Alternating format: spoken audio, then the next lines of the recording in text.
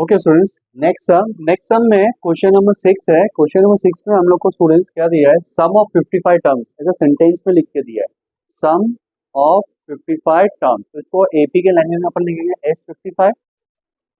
Some of 55 term is 3300।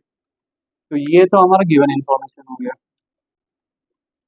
वापिस आपके notice में ला रहा हूँ, गिवन इन्फॉर्मेशन एस में दिया है तो हमको एस वाले फॉर्मूले से ही सम को स्टार्ट करना है।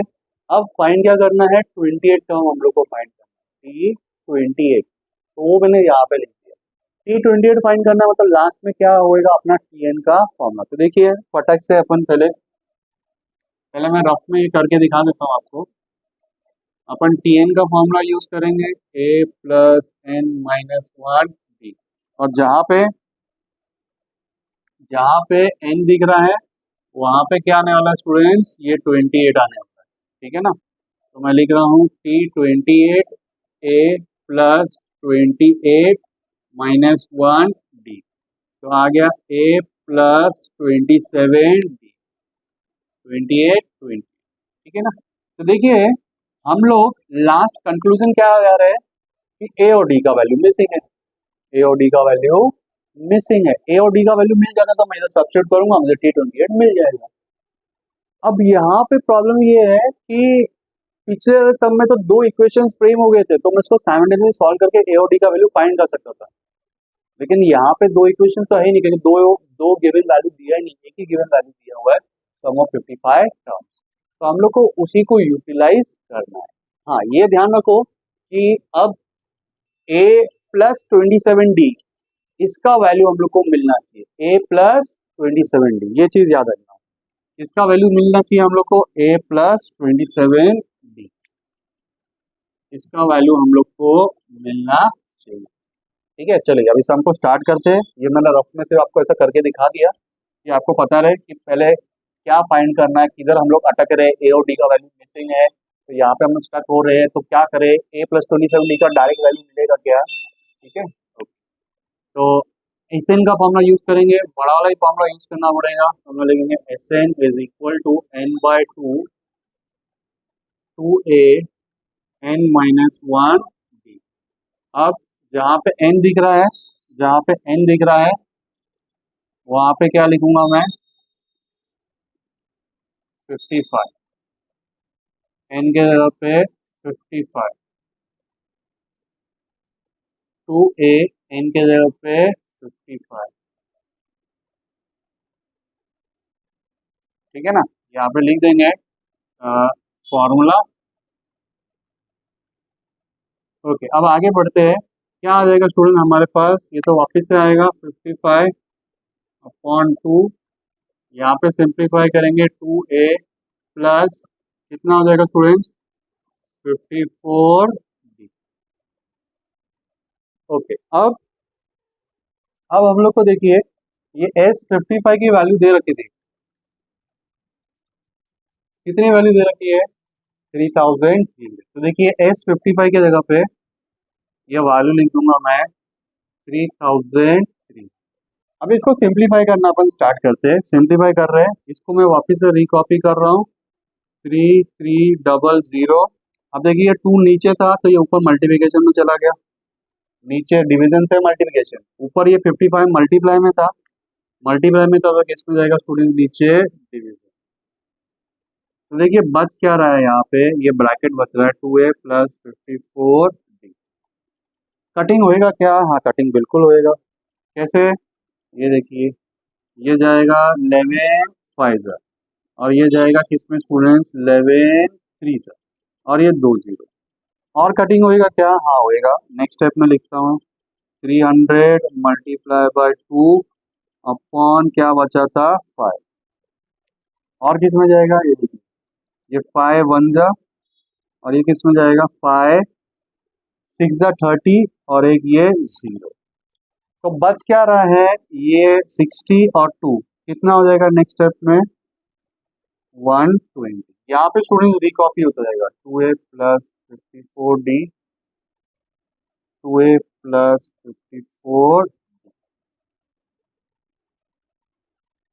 अब इस स्टेप में क्या करेंगे हम लोग, डिवाइड बाय 2 प्लॉट कर देंगे, पूरे को डिवाइड बाय 2 टू आउट कर देंगे। तो मैं डिवाइड बाय 2 कर रहा हूँ,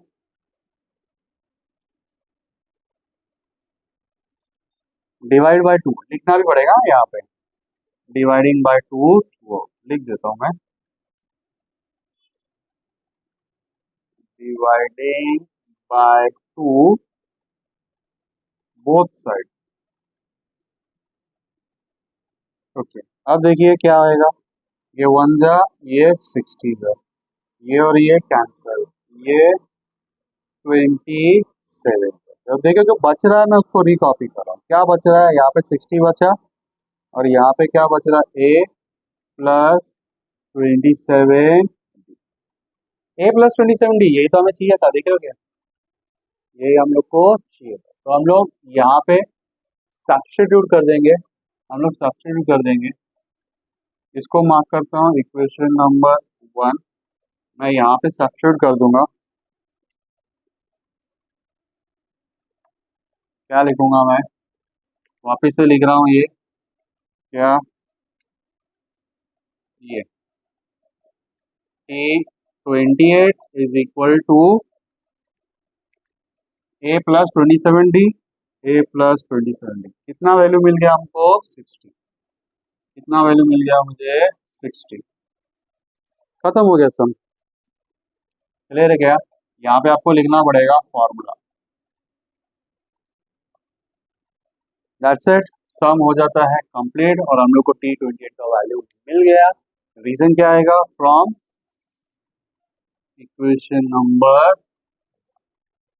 क्लियर है क्या इतना, ठीक है। तो देखिए वो पहले जो मैं आपको रफ बोल रहा था, अब फेयर में उसको हम लोगों ने यूटिलाइज कर लिया है और हम लोगों ने बाद में, हाँ एग्जाम में आपको क्या करने का, उसको रफ में पहले एक बार देख लेने का और उसके बाद में करने का, मैं तो वो फेयर ही जैसा उसको मैंने यूटिलाइज कर लिया।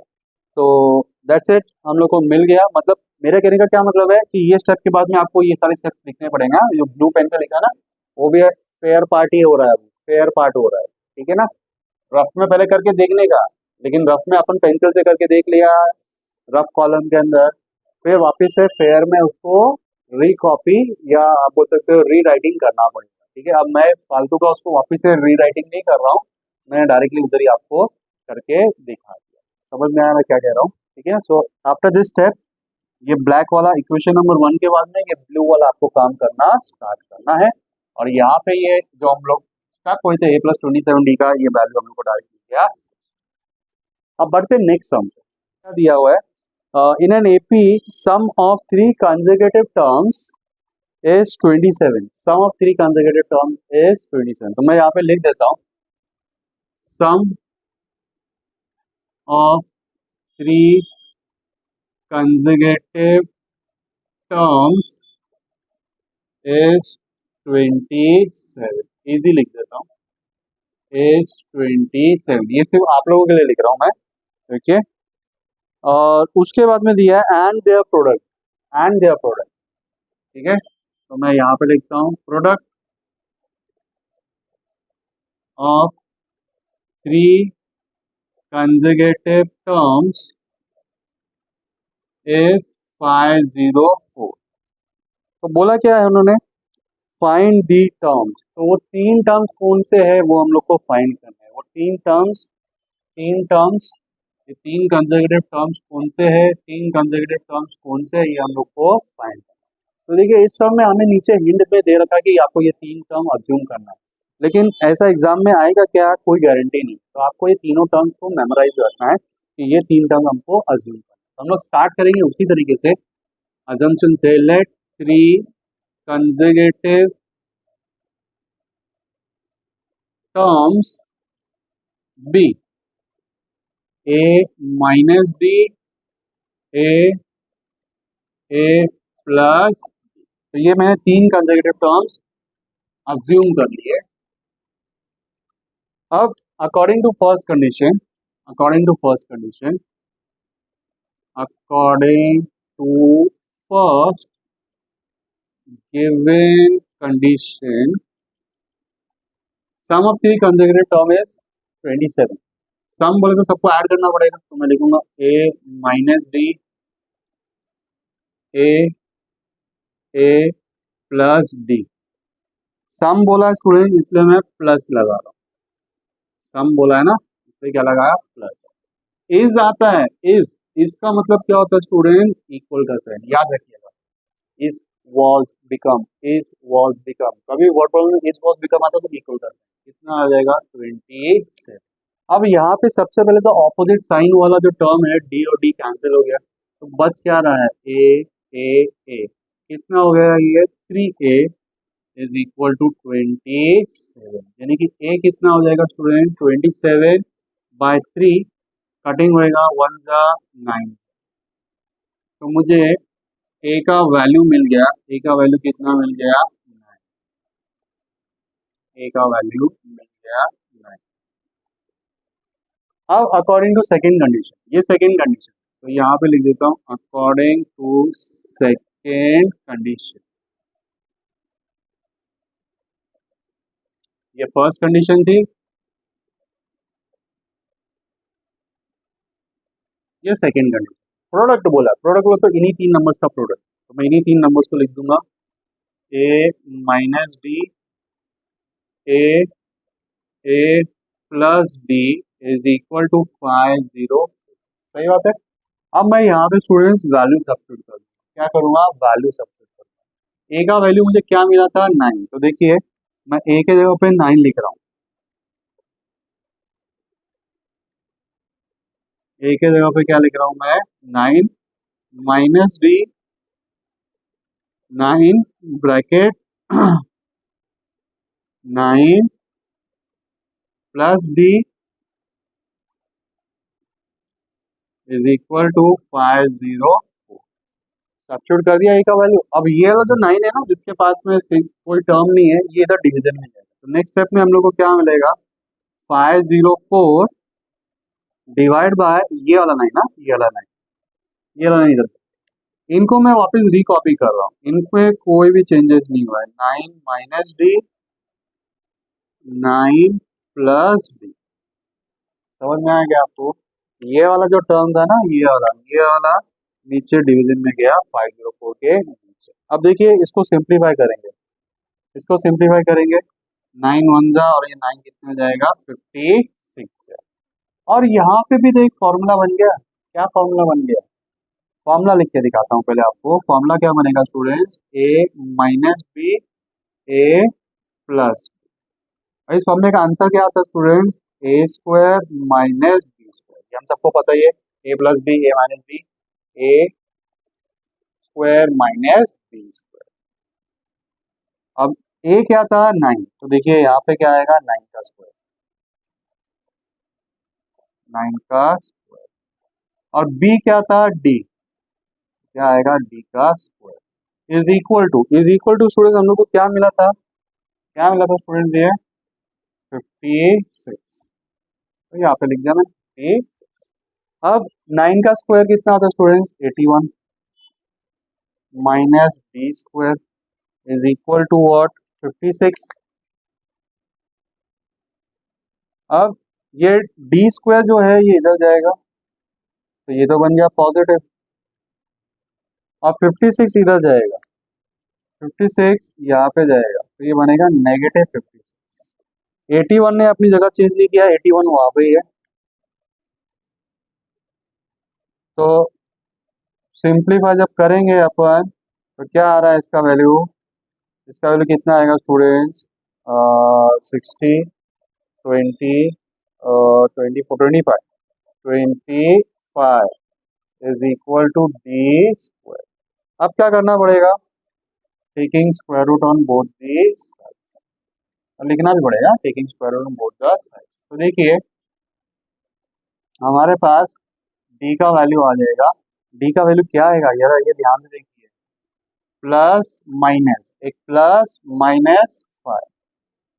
देखिए हम लोग को डी का वैल्यू मिल गया, डी का वैल्यू क्या मिल गया स्टूडेंट, +-5। ठीक है, स्क्वायर रूट ऑफ नंबर लेते हैं तो प्लस माइनस में हम लोग को लिखना पड़ता है। अब ये ए और डी का वैल्यू हम लोग को, ये जो तीन टर्म्स हम लोग ने अज्यूम किए थे और हिंट में दिए थे, उधर क्या करना पड़ेगा, सब्स्टिट्यूट। तो यहाँ पे करके दिखा देता हूँ, मैं लिख रहा हूँ, if d is equal to +5। तो क्या टर्म्स बनेंगे स्टूडेंट्स? पहला term a minus d, a का वैल्यू कितना था 9, माइनस डी कितना है +5, तो 9 माइनस 5 कितना हो जाएगा स्टूडेंट्स 4। ठीक है, ये फर्स्ट टर्म मिल गया। अब सेकंड टर्म क्या था ए, सेकंड टर्म तो ऑलरेडी वही है, कितना था ए का वैल्यू कितना है 9। अब तीसरा term A plus D, a का वैल्यू 9 और डी का वैल्यू क्या है +5, तो ये कितना हो जाएगा स्टूडेंट्स? तो देखिए हम लोग को ये वैल्यूज मिल गई, ये पहले वाले की वैल्यू मिली, ये दूसरे वाले की वैल्यू मिली और ये मुझे मिली तीसरे वाले की वैल्यू।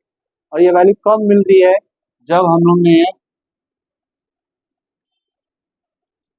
डी क्या सब्स्टिट्यूट किया है +5। अब डी क्या सब्स्टिट्यूट करेंगे -5, तो हम लोग लिखेंगे if d is equal to -5। तो पहला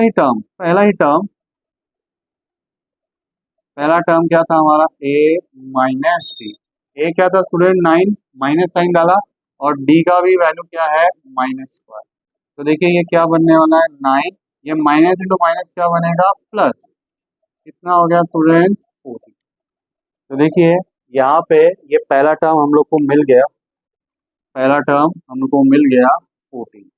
अब सेकेंड टर्म क्या था स्टूडेंट हमारा वैल्यू ए, और ए का वैल्यू तो सेम वही है 9, इसको तो 9 ही लिखा। तो देखिए ये सेकेंड टर्म हम लोग को मिल गया 9। अब तीसरा टर्म फाइंड करेंगे, 9 प्लस और क्या वैल्यू है -5, तो ये कितना होएगा प्लस इंटू माइनस माइनस, तो ये आ गया -5। 9 में से 5 को माइनस करेंगे कितना आएगा स्टूडेंट्स 4। तो देखिए ये तीसरा वैल्यू हम लोग को, तो आपको ये दोनों ही आपको करके दिखाना है। फाइनल आप आंसर लिखेंगे, आंसर लिखना है स्टूडेंट्स, लिखना भूलना नहीं है, आंसर लिखेंगे। The three consecutive terms are 4, 9, 14 and 14, 9, 14। तो देखिए सेम आंसर है लेकिन सिर्फ ऑर्डर क्या हो गया चेंज। आई होप आपको समझ में आ रहा होगा। प्लीज मुझे कमेंट सेक्शन में प्लीज बताइए हाँ कि आपको ये फॉर्मेट कैसे लग रहा है। बोर्ड मैंने दीवार पे हैंग कर दिया है और आपको कैसा लग रहा है। Your suggestions are always welcome, क्योंकि चैनल आप ही के लिए। अगर आपको क्लियर नहीं दिख रहा, समझ में नहीं आ रहा तो मैं क्या मेरा करने का कुछ फायदा नहीं, ठीक है ना। तो your suggestions are welcome, please give me a through suggestion, your through feedback कि आपको ये कैसा लग रहा है, ठीक है। तो अब इसको मैं रब करता हूँ।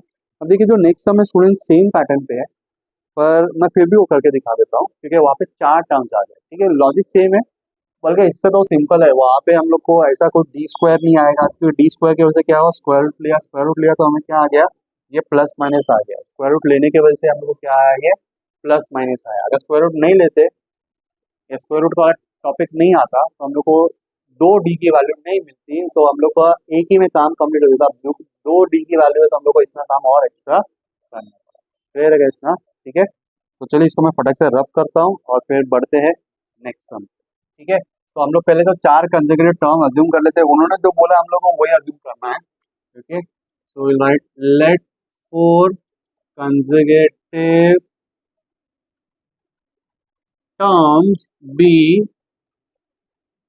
a minus b, a plus d, a plus 2d। अब देखिए उन्होंने जो बोला हम वही अज्यूम कर रहे हैं। अगर उन्होंने टर्म्स नहीं दिए, ठीक है, तो हमें 4 कंसेक्यूटिव टर्म जब आएगा सम तो हमें करना a minus 3d, a minus d, a plus d, a plus 3d। आप पॉज करके इसको नोट डाउन कर लेना किधर, ठीक है, क्योंकि अब वो टॉपिक बहुत बड़ा है और वही क्यों यूज करना है वो उस टॉपिक पे फिर कभी अपन जब चैलेंजिंग टाइप के सम्स करेंगे ना, तो पूरा पोर्शन है तब मैं आपको डिस्कस करूंगा। फिलहाल आपको समझना है कि अगर उन्होंने दिए हैं टर्म्स तो हमें वही करना है। उन्होंने नहीं दिए तो हम लोग को वो वाले टर्म से सबको सॉल्व करना है, क्योंकि फिर वो यूनिवर्सल हो गया, वो उसी तरीके से आपको सम आएगा, a minus three D, A minus d, a plus D, a plus three D. चलिए बैक टू द टॉपिक। यहाँ पे ये चार टर्म हमने अज्यूम कर लिए है, और अभी पहला सिचुएशन, पहला कंडीशन क्या दिया है, सम इज 12। तो मैं लिख देता हूँ यहाँ पे, according to first given condition sum of four consecutive terms is how much कितना दिया है, 12 is 12। तो मैं सबको ऐड करूंगा, a minus d, a plus D, a plus two D, इसके बदले क्या लिखूंगा, इक्वल का साइन, और यहाँ पे क्या आ गया, 12। बीच में सबके पास क्या आएगा, प्लस का साइन, क्योंकि सम वर्ड यूज किया ना, सम वर्ड यूज किया, तो यहाँ पे देखिए प्लस का साइन, प्लस का साइन, प्लस, और ये इसके वजह से मैंने क्या लिखा है यहाँ पे, इक्वल का, ओके ओके 12 दिया हुआ। अब क्या करना है, इसको सिंप्लीफाई करेंगे, ऑपोजिट साइन वाला टर्म्स इसको कैंसिल किया, यहाँ पे ए ए ये तो बन गया 4a, और यहाँ से एक 2d बचा, तो इसको लिख देता हूँ 2d, इक्वल का साइन, इक्वल टू कितना है स्टूडेंट्स, ये 12। अब इसको डिवाइड करना है क्या, एक लाइन छोड़ देंगे, दो लाइन छोड़ देंगे, उसके बाद देखते हैं नेक्स्ट इक्वेशन क्या है, उससे अपन को पता चलेगा कि हमें डिवाइड करना था या नहीं करना था, बिना डिवाइड के काम बनने वाला है। ओके, अब मैं लिख रहा हूँ according to second condition, according to second given condition. Second given condition में क्या बोला है, sum of third and fourth term, sum of third and fourth term. अब देखिए थर्ड और फोर्थ टर्म, ये हो गया थर्ड टर्म और ये हो गया फोर्थ टर्म, तो इन दोनों को ऐड करना है। देखिए ये पहला है, दूसरा, ये तीसरा, ये चौथा, तो sum of third and fourth term. तो मैं यहाँ पे लिख देता हूँ फिर से, क्या बोला है, sum of third and fourth term is कितना दिया है स्टूडेंट्स, 14। ओके स्टूडेंट्स, तो देखिए मैंने इसको सर्कल कर दिया है, मैंने लिख दिया है सम ऑफ, जो भी कंडीशन थी मैंने कॉपी कर दिया, सम ऑफ थर्ड टर्म देखिए ऊपर से a plus D, a plus two D, 14। अब यहाँ पे सम बोला इसलिए प्लस का साइन, इज बोला इसलिए इक्वल, ये चीज क्लियर हो गई आपको, ठीक है। अब जितना हो सके सिंप्लीफाई करते, a plus A 2a, D plus two D कितना हो जाएगा, 3d is equal to what, 14।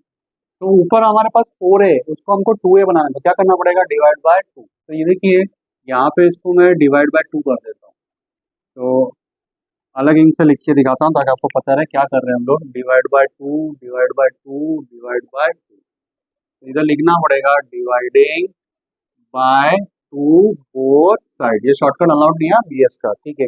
अब देखिए सिंप्लीफाई करके हम लोग को क्या वैल्यू आने वाली है,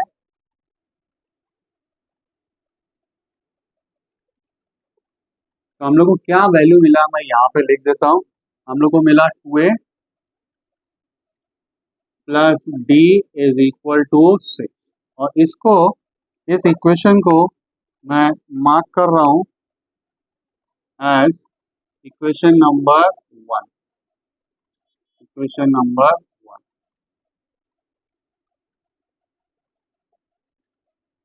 और इसको जो मिला इसको मैं मार्क कर रहा हूँ as equation number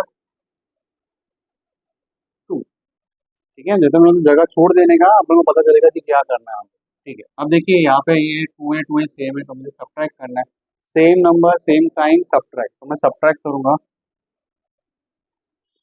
subtract 1 and 2। तो राइट साइड में जो बड़ा है उसको मैं ऊपर लिख रहा हूँ, 2a plus 3d is equal to 14, वहाँ से 2a plus d is equal to 6। हम कर रहे हैं स्टूडेंट सब्ट्रैक्ट, सब्ट्रैक्ट कर रहे हैं, तो देखो साइन चेंज होएगा, ये माइनस माइनस माइनस, ओके। अब सबसे पहले तो ये पूरा का पूरा कैंसिल हो जाएगा, पॉजिटिव और नेगेटिव, कैंसल। 3D में से 1D जाएगा, बचेगा क्या 2D, और यहाँ से कितना बचेगा 8। तो D का वैल्यू कितना आएगा 8/2, कटिंग होएगा 1 जा और 4 जा, तो D का वैल्यू आ गया मुझे 4। अब ये D का वैल्यू जो मुझे 4 मिला, इसको मैं सब्स्टिट्यूट कर दूंगा, किसमें करूंगा, इक्वेशन नंबर 1 या 2, वो स्टूडेंट का चॉइस, इसमें हम सब्स्टिट्यूट करेंगे। तो यहाँ पे लिख देता हूँ, सब्स्टिट्यूट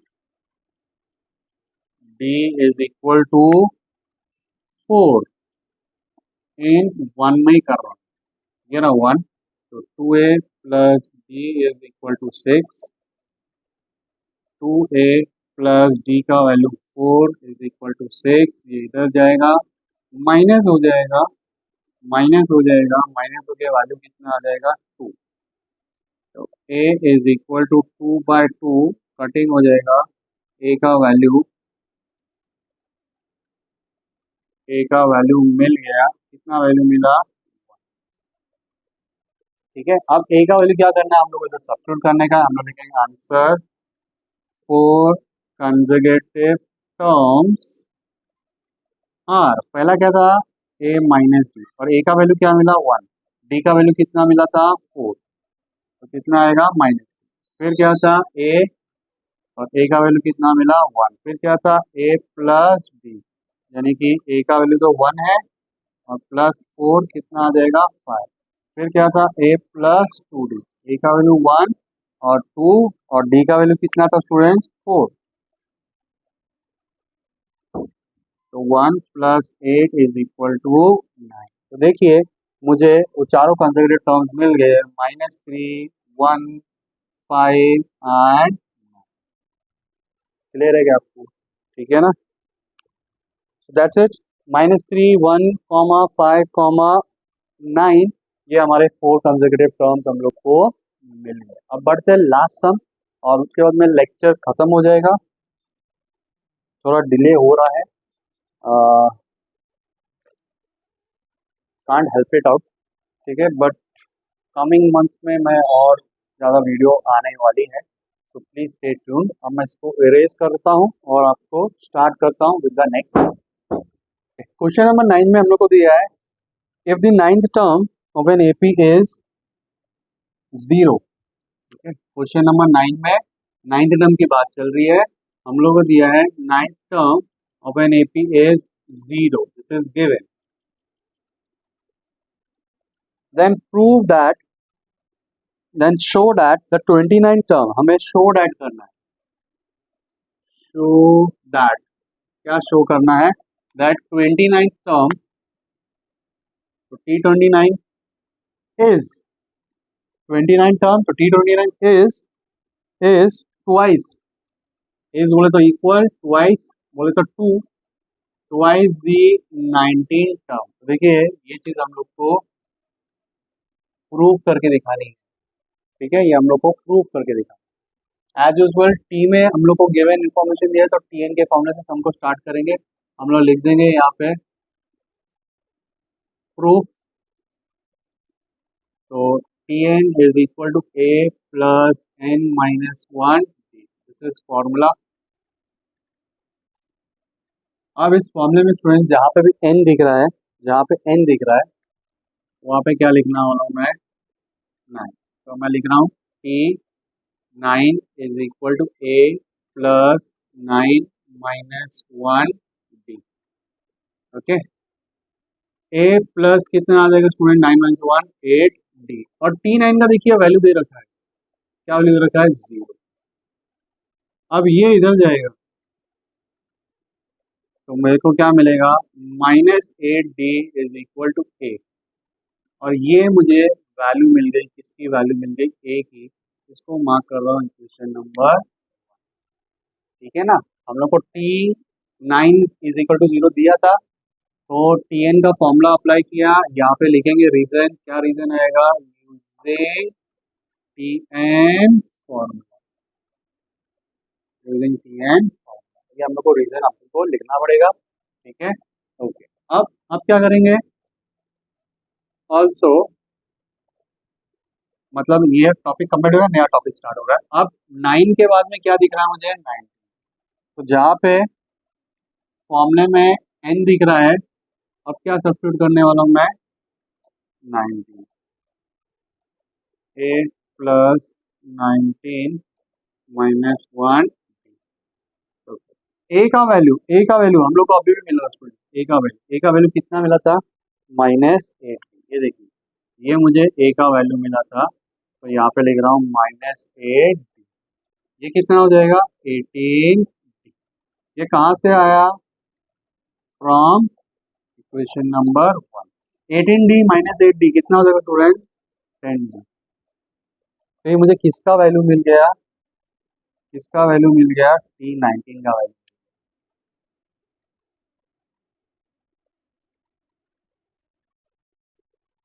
T19 का वैल्यू, इसको मार्क करते हैं इक्वेशन नंबर 2। यहाँ पे भी एज यूजुअल आपको लिखना पड़ेगा using T and formula. Okay, अब देखिए 9 का काम हो गया, 19 का हो गया, अब फिर करना रहेगा T20। तो मैं T29 n के जगह पे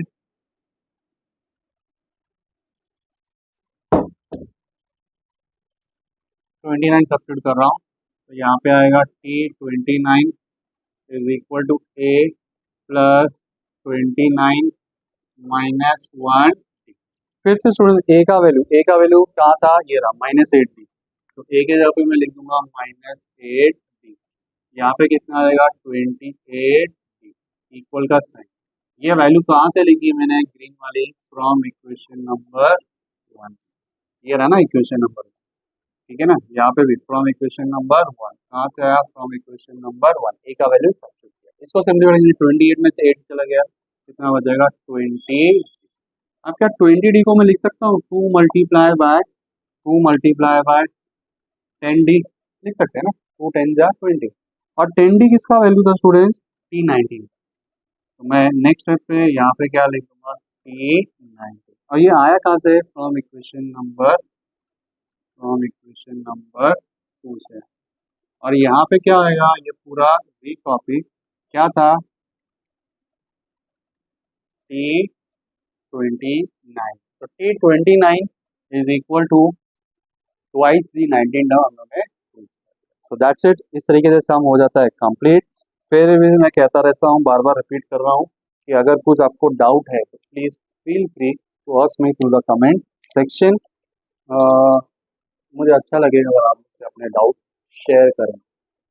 दैट्स इट, लेक्चर क्लोज करते हैं। Keep following me on Instagram for the regular update and bye, take care, study study and study. क्योंकि मैंने पढ़ाई की थी तो आज मैं आपको पढ़ा पाऊँ, ठीक है? मेरी स्टोरी कुछ अलग है, मैंने कुछ और कोर्स किया था और उधर मेरा काम नहीं बना। तो since I was good in studies, I become a teacher. बोला जाता है कि हर फेल इंसान टीचर बन जाता है, हो सकता है, लेकिन एटलीस्ट वो टीचर तो बन पाता है। टीचर क्यों बन पाता है? क्योंकि उसने पढ़ा अच्छे से रहा। फिर लाइफ में अपॉर्चुनिटी वो ग्रैब नहीं कर पाया, बहुत सारे एक्स्ट्रा एक्टिविटीज़ या एनवायरमेंटल फैक्टर या फिर और भी ऊपर से कोई ना कुछ होता है जिसकी वजह से वो नहीं कर पाता है, तो वो टीचर बन जाता है, ठीक है। लेकिन अगर वो टीचर बन के भी अगर अच्छा टीचर बन पा रहा है तो दैट इज़ वेरी, ठीक है ना? So yes, studying is important, ठीक है। और ऐसा नहीं कि सिर्फ स्टडी ही इम्पोर्टेंट है, सारी चीज़ें इम्पोर्टेंट है, लेकिन हाँ, study is a part of life. आपको सीखना है, आपको पता नहीं रहेगा कि कब आपको क्या चीज़ काम आ जाए।